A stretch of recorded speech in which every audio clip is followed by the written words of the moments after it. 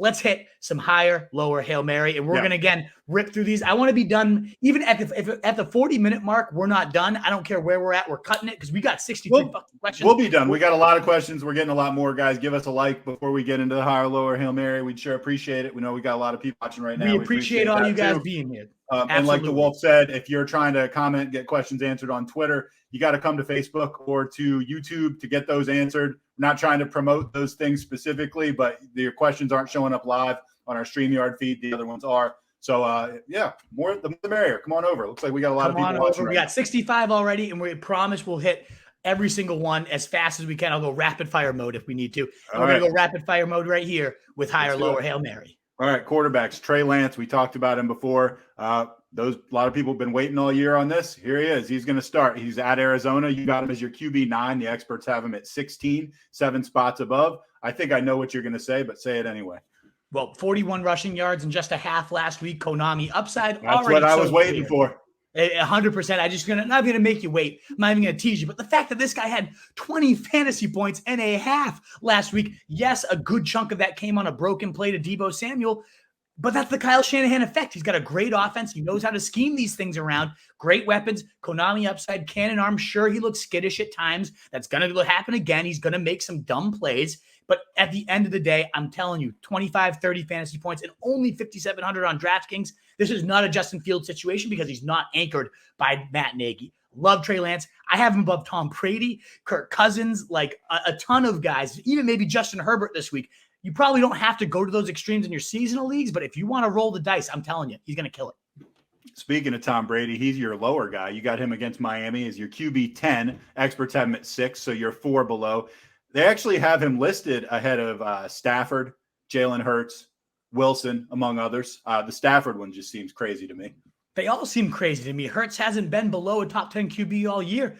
I think, again, Brady killed it the first few weeks. I get that. But now that he's lost Gronk, it was clear he was pretty lost to him. Maybe that's Belichick just being the master that he is, being inside his head. I don't know. It could be. But ultimately, he also gets Flores this week, another guy that understands him and knows him well. He's always kind of struggled with Miami for whatever reason. Granted, he's probably going to throw 5 freaking touchdowns now that I put him on here. But I just don't think this is the best of matchups. Miami's much more susceptible to the run than they are the pass. I think it's going to be a Fournette day, if anything. So, yeah, I'm down on Brady this week. Hail Marys. Daniel Jones going at Dallas, 36% rostered. Taylor Heineke at the Saints, 13% rostered. Mac Jones, 18% rostered. Did you know that Daniel Jones is like the QB6? Oh, yeah. He 100%. 400 yards last week. It's insane. I can't believe it, but he's looking significantly better. Plus, he adds some Konami upside. Just wild, wild stuff here.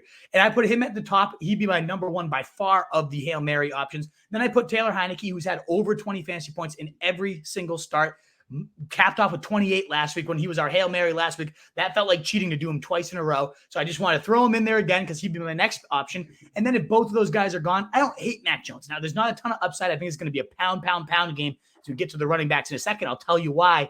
But if you're desperate, he's only 18% rostered. I could see him chucking 2 touchdowns against this porous defense, giving up the 5th most points. 2 quarterbacks. Your must-watch, people could probably guess, it's Trey Lance. But you also threw in Joe Burrow and the Bengals offense, because they're playing without Joe Mixon, which leads to the question, are they just going to throw the ball 60 times? Yeah, that's what I want to see. They averaged over 40 pass attempts in his rookie season. Since then, they've averaged the most rush attempts per game. They've been a slow-paced offense. It's been gross. It's been sluggish.